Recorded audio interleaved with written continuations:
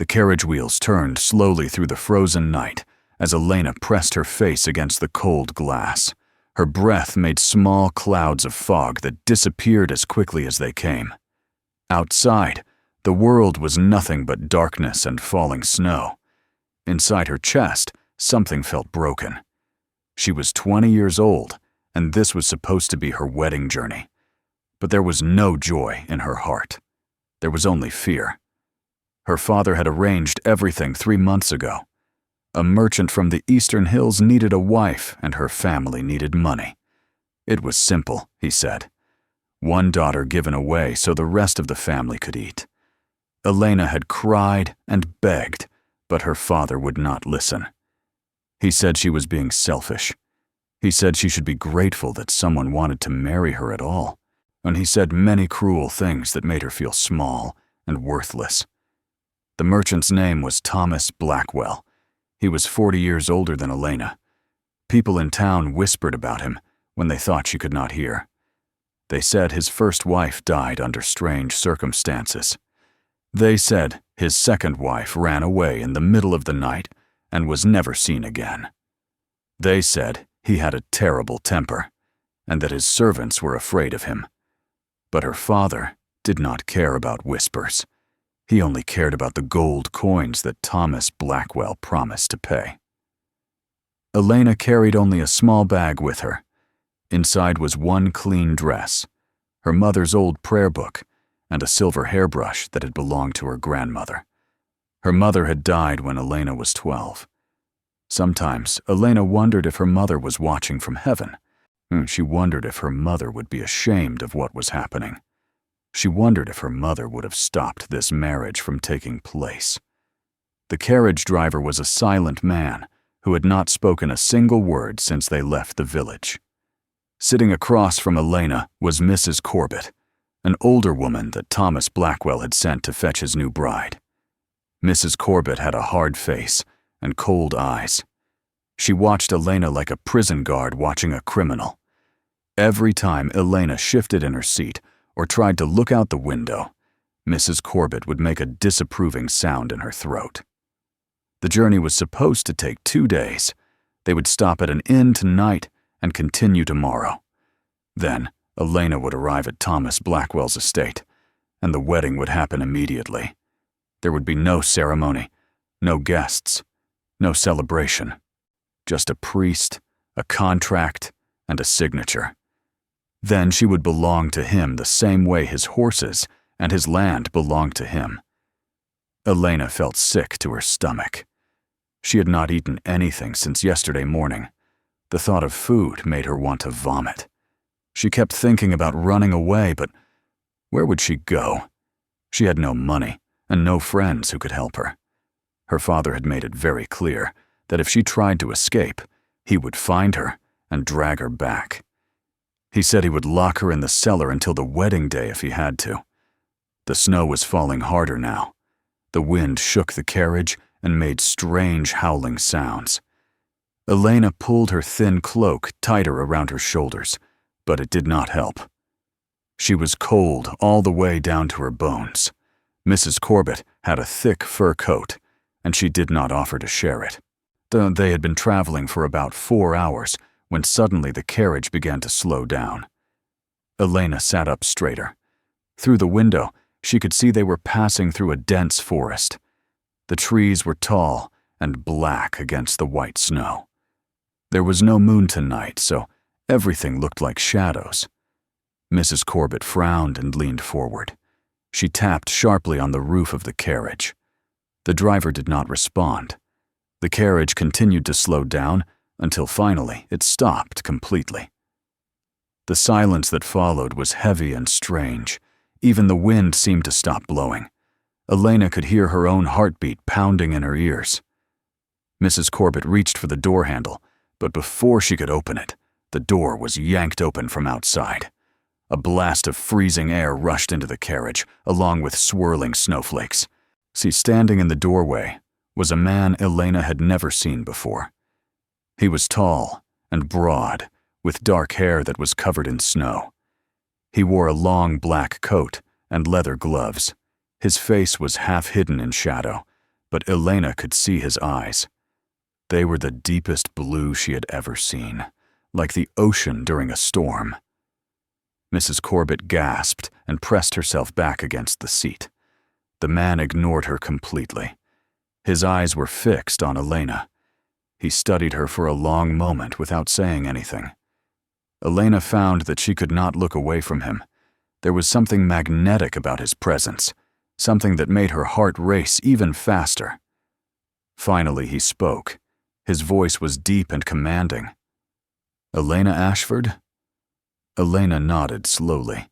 She did not trust her voice to work properly. The man glanced at Mrs. Corbett and then back at Elena. "Or do you need to come with me? Now?" Mrs. Corbett found her courage. "How dare you? This is a private carriage. We are under the protection of Thomas Blackwell. If you do not leave immediately, I will have you arrested." The man's expression did not change. He reached into his coat and pulled out a folded piece of paper. He handed it to Mrs. Corbett. "Read this." Mrs. Corbett snatched the paper and unfolded it with shaking hands. Her face went pale as she read. Her lips moved silently. When she finished reading, she looked up at the man with wide, frightened eyes. "This cannot be real." "It is very real," the man said calmly. "The contract between Baron Ashford and Thomas Blackwell has been nullified. Elena Ashford is now under my protection by order of the Duke of Wintermir." Elena's head was spinning. Duke of Wintermir? She had heard that name before.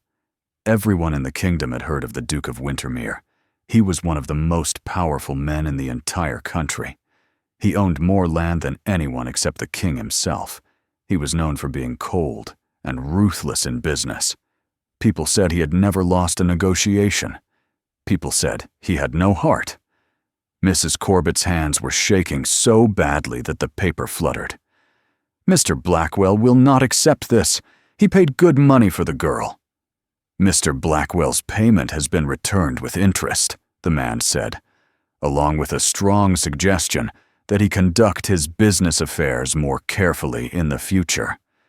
His eyes narrowed. The Duke does not appreciate men who prey on desperate families. Elena felt something strange happening inside her chest. It felt like hope, but she was afraid to believe it. "I don't understand," she whispered. "Why would the Duke care about my father's debts?" The man finally looked directly at her, and she saw something flicker in his eyes. Was it sympathy? Anger? She could not tell. The Duke has his reasons. You do not need to understand them. You only need to trust that you are no longer going to Thomas Blackwell's estate. Mrs. Corbett made a strangled sound. "Where are you taking her, then?" "That is not your concern." The man stepped back and gestured for Elena to exit the carriage. "Miss Ashford, please." Elena looked at Mrs. Corbett and then at the open door. Snow was blowing into the carriage, and the cold was biting, but somehow it felt like freedom. She took a deep breath and stood up. Her legs were shaking, but she forced them to carry her forward. She accepted the man's offered hand and stepped down from the carriage. The ground was covered in deep snow, and she immediately sank up to her ankles. The man steadied her with a firm grip. "Can you ride a horse?" he asked. Elena nodded. "Yes. My father taught me when I was young." "Good." He whistled sharply, and a massive black horse appeared from between the trees. The animal was beautiful and powerful, with intelligent eyes and a coat that gleamed even in the darkness. The man lifted Elena onto the horse as if she weighed nothing at all. Then he mounted behind her and wrapped one strong arm around her waist to hold her secure. Mrs. Corbett leaned out of the carriage. "Mr. Blackwell will hear about this. He will demand satisfaction." The man looked down at her with an expression of complete indifference. "Tell I'm Blackwell that, if he wishes to discuss this matter further, he may send a letter to Wintermir Hall. The Duke will be delighted to explain the error of his ways." With that, He turned the horse, and they rode off into the forest.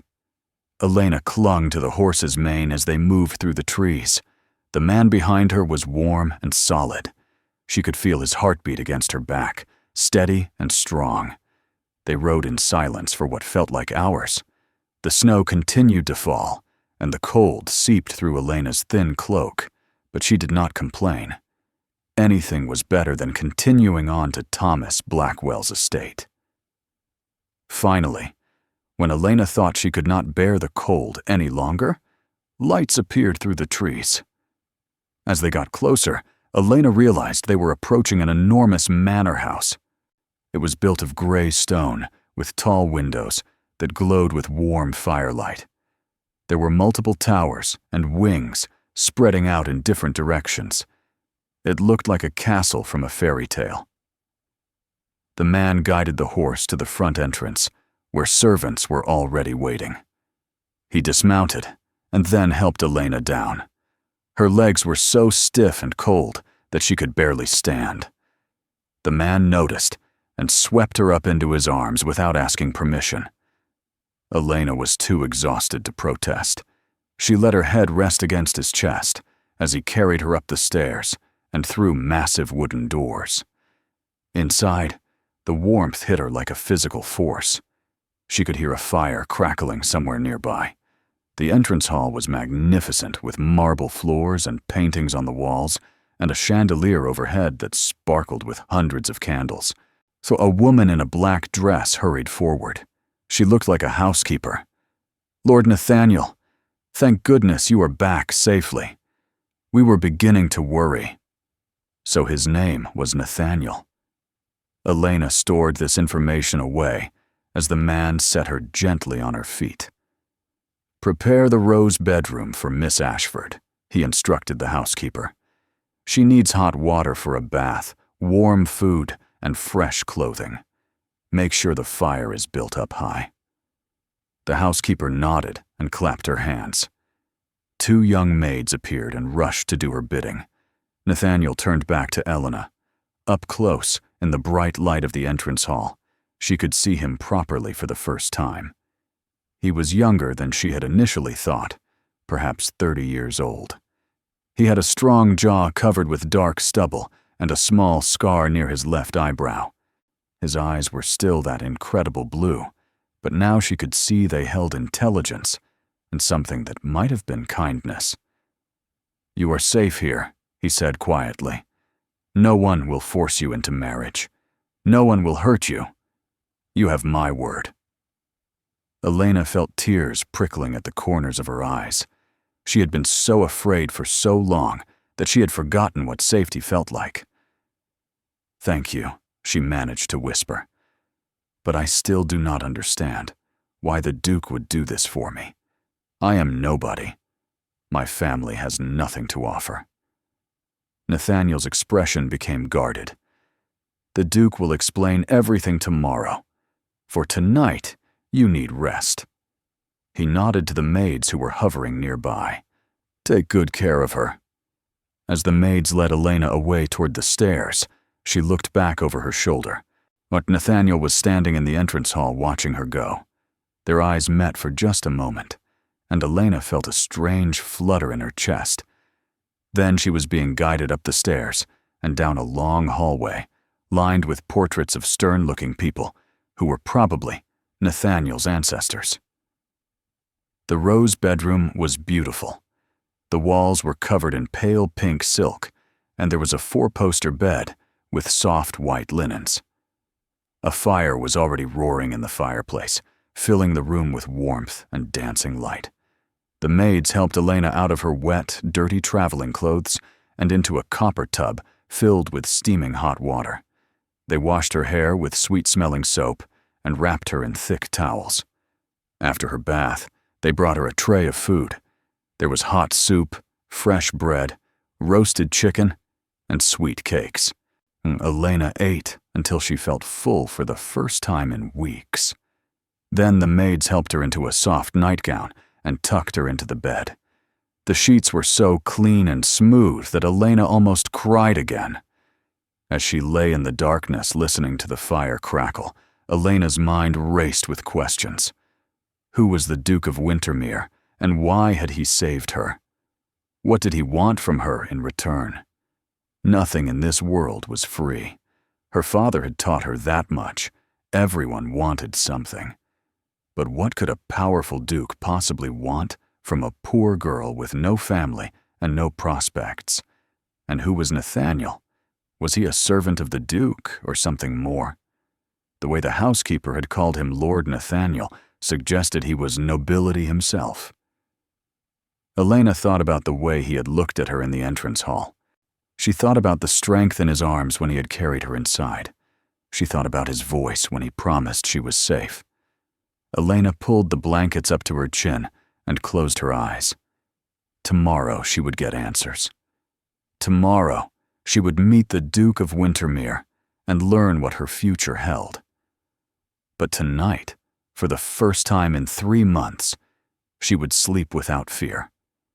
Whatever happened next, it had to be better than marrying Thomas Blackwell. Outside the window, the snow continued to fall, covering the world in silence and white. Inside Wintermir Hall, Elena drifted into sleep, unaware that her life was about to change in ways she could never imagine. The Duke had plans for her. Nathaniel had secrets he was not telling. And the truth about why she had been rescued was far more complicated than a simple act of kindness. But all of that would wait until morning. Elena woke to sunlight streaming through the tall windows. For a moment, she forgot where she was. Then the memories came flooding back. The carriage, the snow, the mysterious man named Nathaniel, and the rescue that still made no sense. She sat up in bed and looked around the beautiful rose bedroom. It had not been a dream. She was really here at Wintermir Hall. A soft knock on the door made her jump. One of the maids from last night entered carrying a breakfast tray. "Good morning, Miss Ashford. I hope you slept well. Lord Nathaniel asked me to bring you breakfast and to tell you that the Duke wishes to see you at 11 o'clock in the library." Elena's stomach tightened with nervousness. In 2 hours, she would finally meet the man who had changed her fate. "Thank you," she said quietly. Can you tell me what should I wear? I only have one clean dress and it is very plain." The maid smiled. "Lady Margaret sent over some of her gowns for you. She is Lord Nathaniel's sister. The two of you are about the same size." She walked to the wardrobe and opened it to reveal several beautiful dresses in different colors. Elena stared in amazement.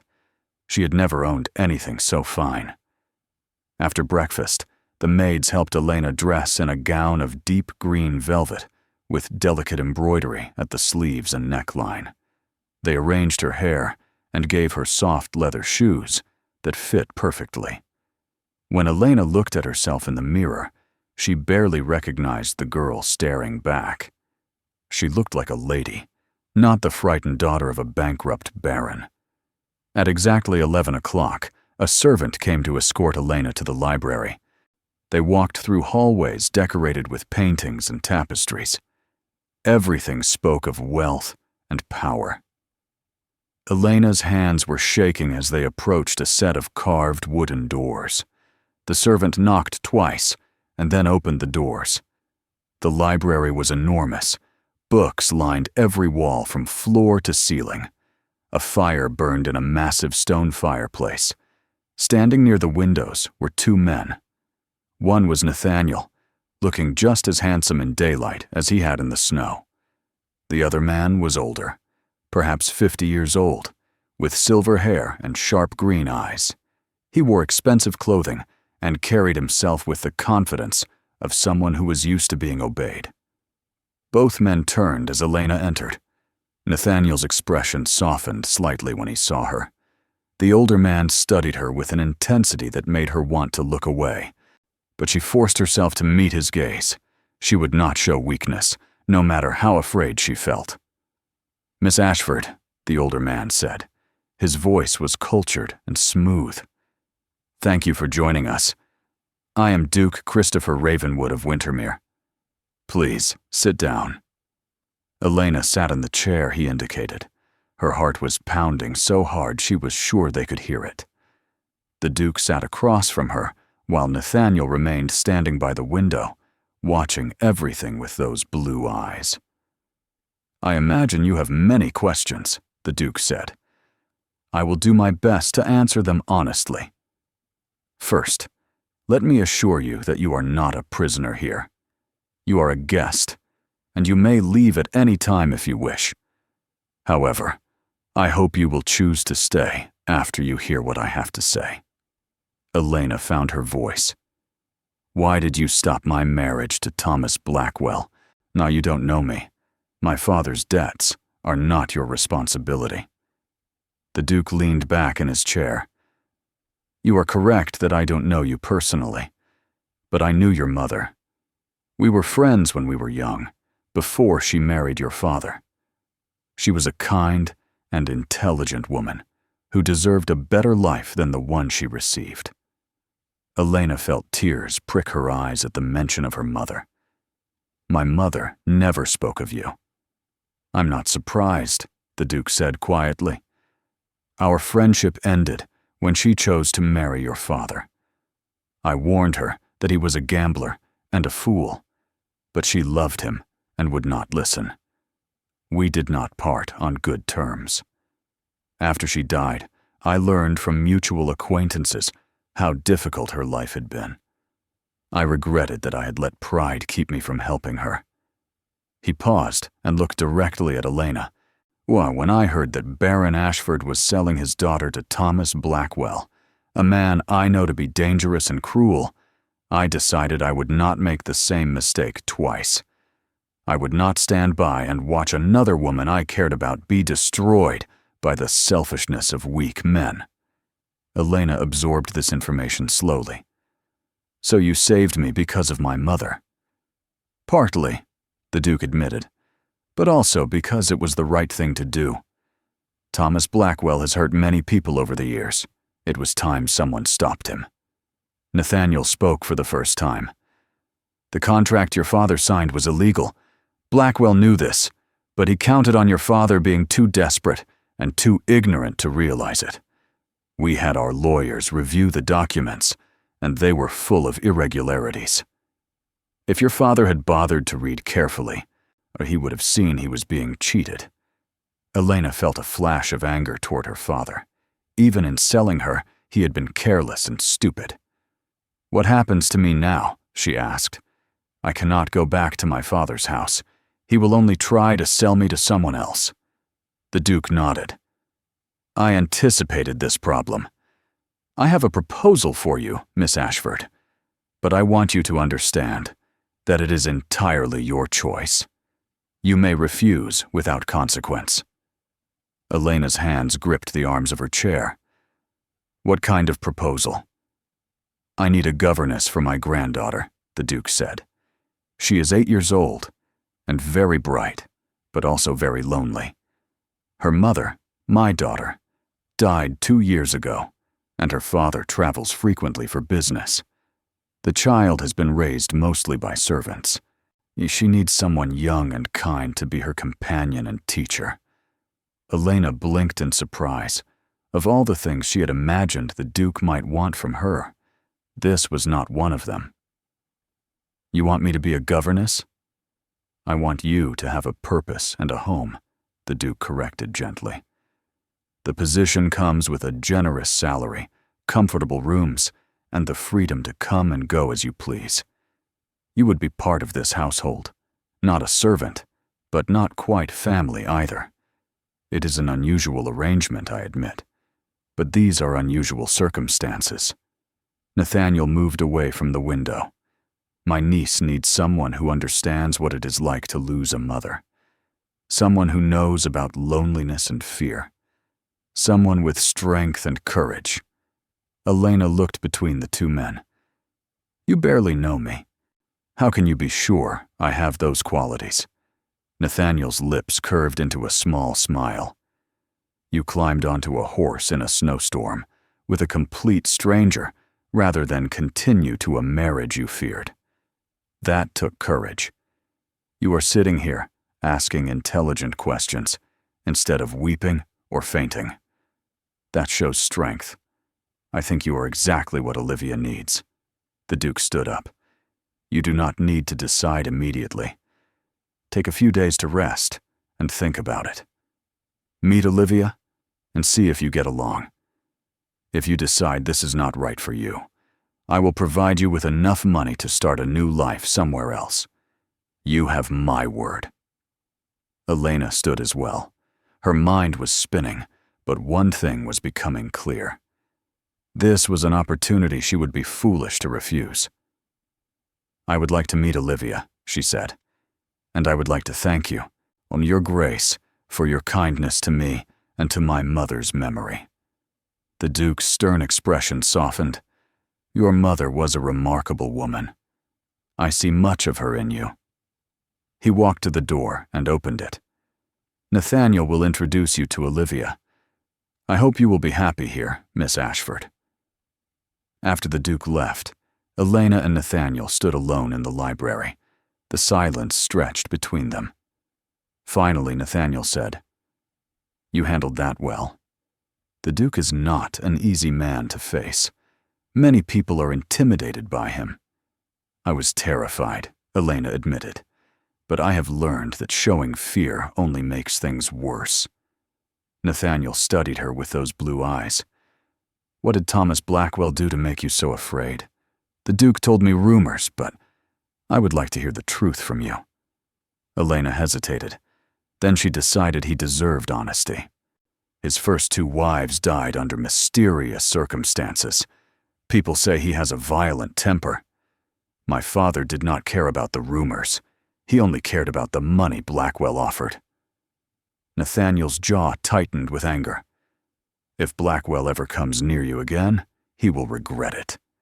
You have my word on that. The fierce protectiveness in his voice made Elena's heart skip a beat. She looked away, suddenly very aware of how handsome he was and how close they were standing. You saved my life, she said softly. I do not know how to repay such a debt. There is no debt, Nathaniel said firmly. What was done was simply justice. He offered her his arm. Come, let me introduce you to Olivia. I think you are going to like each other very much. As they walked through the halls of Wintermir Hall, Elena felt something she had not felt in a very long time. She felt hope. Maybe her life was not over. Maybe it was just beginning. The weeks that followed were the happiest Elena had ever known. Olivia was a sweet child, with dark curls and her father's blue eyes. She had been shy at first, but Elena won her over with patience and gentle kindness. They read books together, walked in the gardens, and talked about everything from mathematics to dreams. Olivia bloomed like a flower in spring. But it was not just Olivia who changed. Elena changed too. She discovered that she was smart and capable. She had ideas about education that the Duke actually listened to and respected. She was no longer just a burden or a receipt in someone's ledger. She was valued. And then there was Nathaniel. He joined them for walks and dinners. He taught Olivia to ride and made Elena laugh with stories from his travels. Every day, Elena found herself watching for him, listening for his footsteps, hoping he would seek her company. She tried to convince herself it meant nothing, but her heart knew the truth. She was falling in love with him. One evening in early spring, Nathaniel asked Elena to walk with him in the gardens. The air was warm and sweet with the smell of flowers. They walked in comfortable silence until they reached a stone bench beneath an old oak tree. Nathaniel turned to face her, and Elena saw something serious in his expression. Elena, I need to tell you something, he said quietly. The Duke did not tell you the complete truth about why we rescued you. Elena's stomach dropped. What do you mean? Nathaniel took a deep breath. I'm the one who asked him to intervene. I heard about your situation from a friend who knows your father. When I learned you were being sold to Thomas Blackwell, I could not let it happen. I begged the Duke to help. But why? Elena whispered. You did not know me. Nathaniel reached out and took her hand. His touch sent warmth flooding through her. Because 5 years ago, my younger sister was in a similar situation. Our parents had died and left debts. A cruel man offered to pay those debts in exchange for marrying her. I was away in the military and did not learn about it until it was too late. By the time I returned, she was already married, and he had broken her spirit completely. She died within a year. Tears filled Elena's eyes. I'm so sorry. I swore I would never let that happen to another young woman if I had the power to stop it, Nathaniel continued. When I heard about you, I saw a chance to save someone the way I could not save my sister. But then I met you, Elena. I met you, and everything changed. He moved closer, his blue eyes intense. You are brave and intelligent and kind. You have brought light back into this house. Olivia adores you. The Duke respects you. And I have fallen completely and hopelessly in love with you. Elena could barely breathe. Nathaniel, I am just a governess. You are a lord. We live in different worlds. Then let us create a new world, Nathaniel said softly. He dropped to one knee and pulled a small velvet box from his pocket.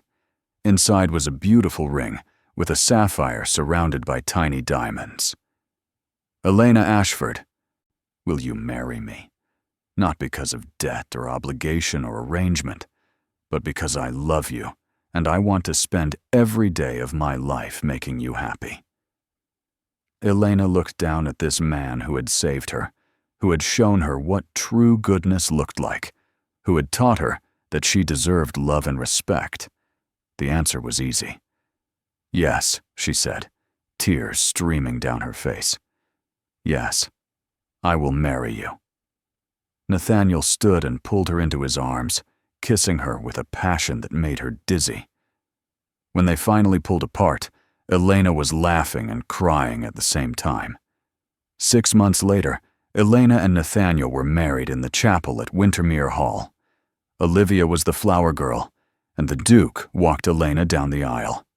As Elena said her vows, she thought about the terrified girl in the carriage who had believed her life was ending.